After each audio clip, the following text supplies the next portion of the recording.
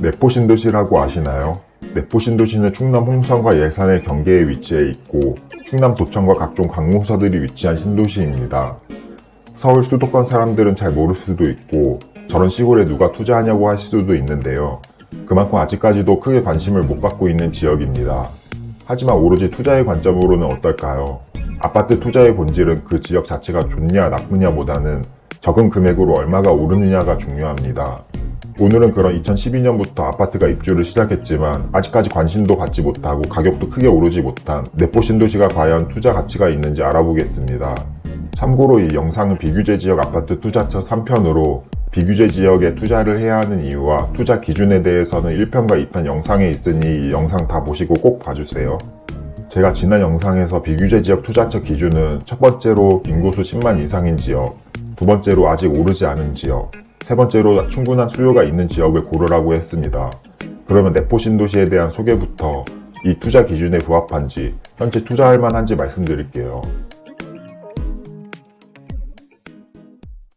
먼저 내포신도시에 대해서 간략히 소개해드리겠습니다. 내포신도시는 홍성과 예산 사이에 위치해 있으며 주변 도시로는 서산, 당진, 아산시 등이 있습니다. 그리고 조금 더 확대해보자면 내포신도시의 아랫부분은 홍성군이고 윗부분은 예산군으로 홍성과 예산 두 지역에 포함이 됩니다. 위치로 보면 인접한 도시 중에서 대도시도 없고 뭔가 외딴 곳에 신도시만 덩그러니 있는 듯한 느낌이 듭니다. 보통 신도시가 생기면 구도심이 붙어있고 그 옆에 신도시가 생겨서 구도심과 상호 보완하며 개발이 되는데 내포신도시는 구도심과 붙어있지도 않고 주변에 큰 도시들도 없다는 점은 조금 아쉬운 점인 것 같습니다. 교통의 측면에서는 내포신도시 근처로 서해선, 복선 전철이 들어섭니다.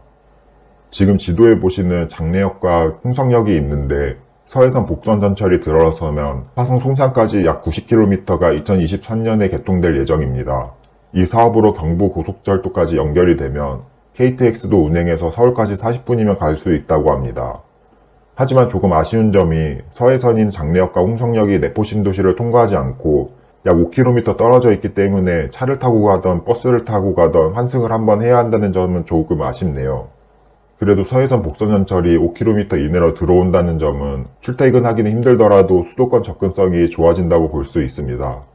이번에 인구 유입에 아주 중요한 일자리 측면을 살펴보겠습니다.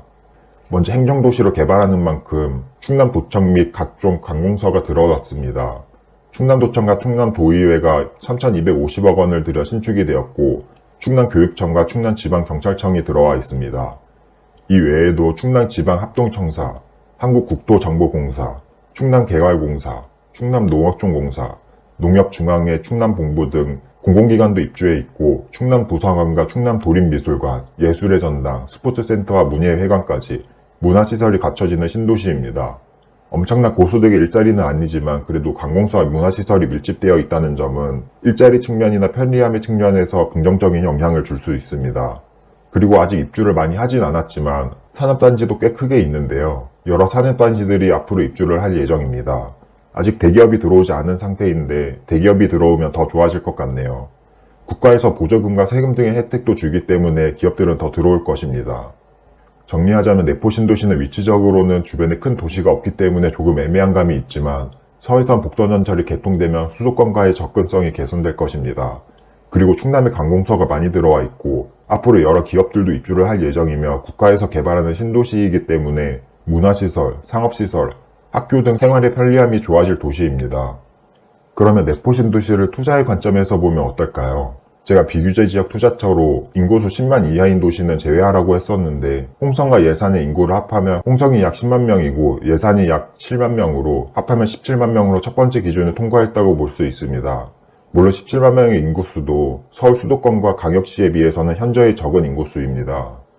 하지만 현재는 이러한 소도시까지 가격이 몇 억씩 오르는 상황이고 이런 시장 상황을 따라가기 위해서는 내포신도시도 살펴볼 필요가 있습니다.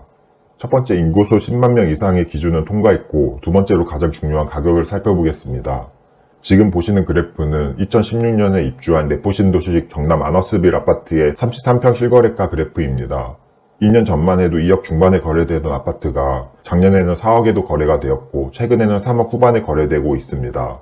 가격의 기준은 4억 이하여야 하고 아직 오르지 않은 지역이어야 하는데 가격은 4억이 되진 않지만 이미 1억이 넘게 오른 것을 볼 수 있습니다. 그래서 이 아파트와 기존의 아파트들은 제 기준에선 투자해서 먹을 건 별로 없다는 결론이 나왔습니다. 하지만 2016년식 기존의 아파트 말고 앞으로 신축이 될 분양권은 어떨까요?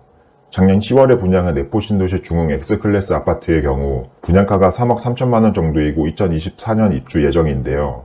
아까 봤던 경남 아너스빌이 2016년식이고 3억 후반인 시세에 비하면 8년 더 신축인 아파트가 3억 초반인 가격은 메리트가 있어 보입니다. 절대 가격 자체도 3억 3천이면 충분히 저렴해 보이고요. 이제 비규제 지역 투자처 세 번째인 수요가 충분히 있을지 보겠습니다. 먼저 설명했듯이 내포신도시에는 충남도청을 비롯한 여러 관공서들과 문화시설들이 들어옵니다. 그리고 대학교와 산학협력시설, 그리고 산업시설까지 들어오는데요. 관공서와 여러 기업들, 그리고 그로 인한 협력업체까지 전부 들어오면 어느 정도의 자족 기능은 할 수 있을 것 같습니다. 하지만 대기업이나 양질의 일자리는 들어오기가 힘들어 보여서 이 점 역시 조금은 아쉬운 부분이고 아파트 가격 상승에는 한계가 분명히 있을 거라고 생각합니다. 또한 주변에 대도시가 없어서 수요를 채워줄 수 있는 한계 또한 존재합니다. 세종시의 경우 주변에 대전이 있기 때문에 인구 유입도 쉬웠고 그만큼 가격 상승도 컸던 요인이 있었죠. 일자리 측면에서는 아쉬운 점이 있지만 생활 인프라가 워낙 좋아서 신도시의 깔끔함을 선호하는 세대에게는 수요가 충분히 있을 것 같습니다. 조금 정리를 해보고 투자 관점 제 생각을 말씀드릴게요. 첫 번째 기준이 인구수는 17만 명으로 10만 이상인 조건을 충족했고 두 번째 기준인 가격 또한 2024년 신축이 3억 초반이라는 가격이 상당히 메리트 있다고 보여집니다. 그리고 마지막 세 번째 기준인 수요 측면은 어느 정도 채워졌다고 생각합니다. 만약 앞으로 신축이 될 분양권을 3억 초반에 투자를 한다면 그 가격 이하로는 떨어지기가 힘들고 앞으로 몇천만 원이라도 상승하지 않을까 생각합니다. 분양권 계약금 10%인 3천만 원 투자해서 2, 3년 뒤에 6천만 원만 올라도 수익률이 200%입니다. 이 정도면 저는 성공적인 투자라고 생각을 하고요. 세상에 완벽한 투자를 찾으려면 영원히 투자를 하지 못할 것입니다. 최선의 투자를 찾기보다 잃지 않는 투자를 하는 게 제 원칙이고 그러려면 절대 가격이 저렴해서 떨어지기 힘든 곳이 좋다고 생각합니다. 물론 명의가 중요한데 이런 지방 아파트로 주택수를 채우는 것도 고민해봐야 하고 앞으로 입주 물량 또한 많아서 전세나 월세 맞추기도 쉽지는 않을 수도 있기 때문에 리스크 또한 존재합니다. 전세가가 낮아서 투자금이 더 들어갈 수도 있고요. 그리고 미래는 아무도 모르기 때문에 실제로 얼마 오르지 않을 가능성도 있습니다. 저는 매수 권유를 하는 게 아니라 이런 투자처도 있으니 도움이 되었으면 좋겠다는 의미에서 영상을 제작했고 제 영상을 보고 무작정 투자하는 일은 당연히 없을 거라고 생각합니다. 앞으로 비규제 지역 투자처 시리즈에서 다른 지역의 아파트도 소개해 드릴 테니 구독은 지금 꼭 눌러주세요. 그럼 오늘도 영상 끝까지 봐주셔서 감사드립니다.